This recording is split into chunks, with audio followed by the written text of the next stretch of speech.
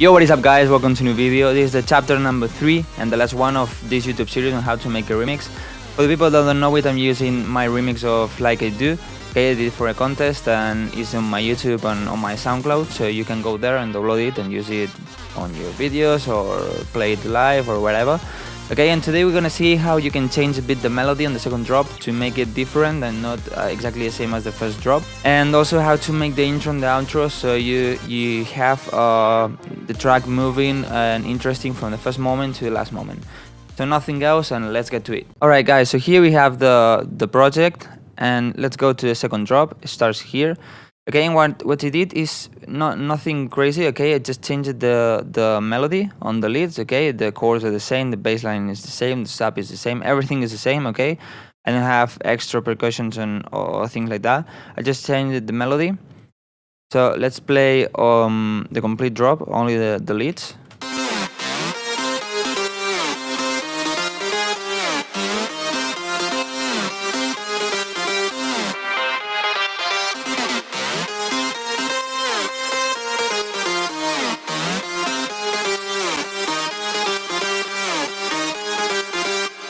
Alright, so as you can see, the melody is different. The second part of the drop is more like a happy one, you know. I feel like it's a better melody to end the drop, to end the track, you know. It's like gives you more feelings. The difference is just that here, okay, we have this melody is exactly the same, but then in the second part, okay, in the second bar, the melody goes from down to up, okay, and here we did the opposite thing. We keep it up and then we go a bit down, so it gives this different feeling, and I felt like it worked really well. And also I filter out here a bit the end of the drop, because as it is the end of the drop, and I'm not gonna use the leads on the outro, I didn't want them to keep present in the mix, you know. I didn't want them to be really in your face. Okay, this way is like you close them and then you can continue with other things or other sounds. Okay, so now let's talk a bit about the intro and the outro.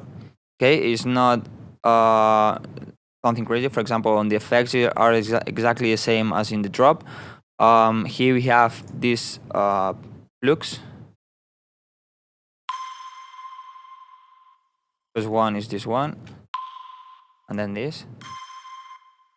Okay, and this is something I like to use. I use it also, I think, in my track alone and in Zenith. I don't remember now, but it gives rhythm to track, you know. For example, if we put the kick,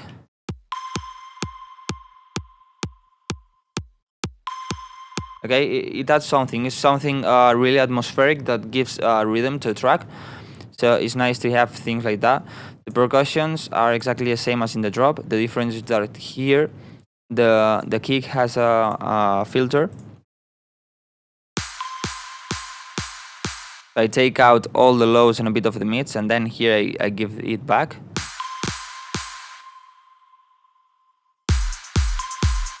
Okay, this way it's better to mix it with other tracks while you're playing it live. What I did with the bassline, for example, is just to put one note and is repeating. Okay, so this the first part of the intro is a bit more static, you know, but then in the second part, when you put the chords, the sub, and the whole chord progression, you feel it more.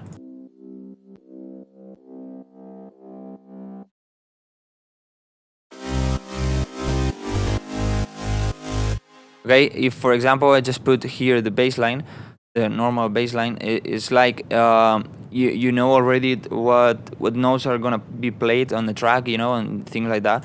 And this way you make here a big difference, a big change, and it's like you give a lot of energy to the track. Okay, also here I started to put the leads with filter.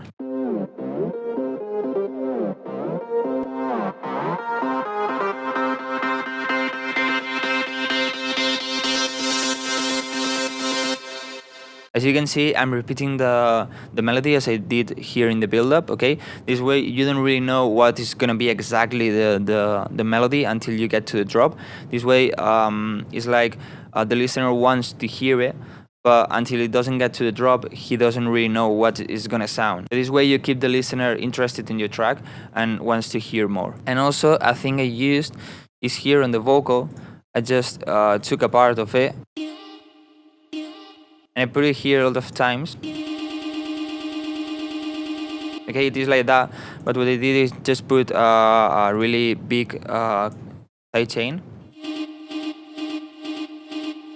They give this rhythm, and here that the kick is not playing. Okay, every 4 bars the kick is stops.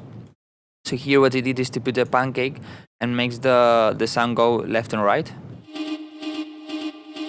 This way is something new. And then here I just put the normal vocals, so you know what track is gonna be or what remix is gonna be.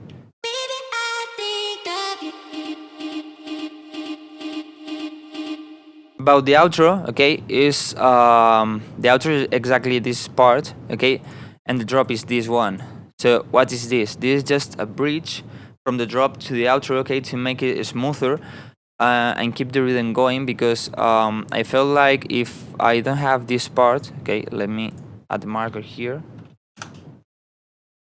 Okay, if we don't have this part, you can put here marker skip, so when it comes here, it goes here directly.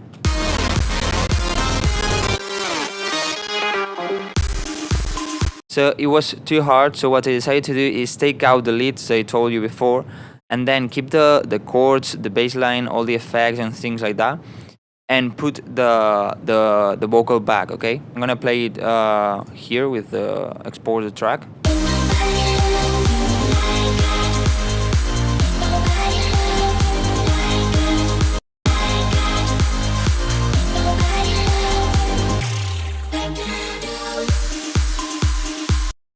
Alright, so this way the transition is a lot smoother, and you have an extra bar, okay, an extra part of the drop, so you keep moving, okay, and it's not that hard, the change from a lot of energy to nothing. And then just here, the outro is exactly the same as in the intro, but the other way, okay? We have first, for example, the loop, and then we don't have it. We have the kick without the filter, and then with the filter, and nothing else, okay? We also have these plugs here. And the thing I did with the kick in the intro and the outro is use it as a snare build-up, okay? It's really common on the build-ups to have the snare following the rhythm, the beats, and then making it faster, okay? So I decided to do the same with the kick and the claps.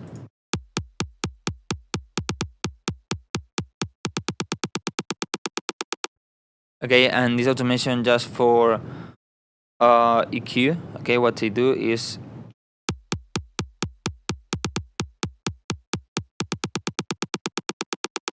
to filter it more, so this way it's like you lose the sound of the kick and just you just have the highs, okay? And just that, guys, okay? This is my remix, this is how I did it. And some tips that you can take from this little course is that, for example, you can change the vocals that you get from remix stems. For example, just make it them sound with a vocoder or things like that. Another thing you can have in mind is that you can incorporate other genres. So for example, in this case I used hardstyle because I really love hardstyle, and I took that idea of that euphoric part to put it in my track. And for example, if you like dubstep a lot, you can use some dubstep sound in the breakdown or in the drop, you know, or things like that, and combine it with your sound. It's a really good thing to make your track sound unique and get more like your own sound.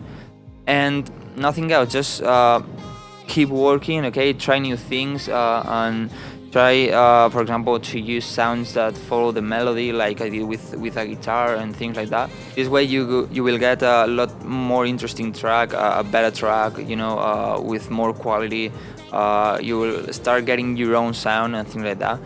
And nothing else, guys. If you have any comments, leave it in the comment section, okay? If you want me to explain other things, other tracks I did, or things like that, also leave it in the comment. I suggest you to follow me on Instagram because a lot of the times I post tracks I'm doing, and I ask you if you like it or not to continue it or just delete that track and things like that. Subscribe if you're not subscribed. Give a like to this video if you like it and it helped you. And guys, nothing else. See you in the next video.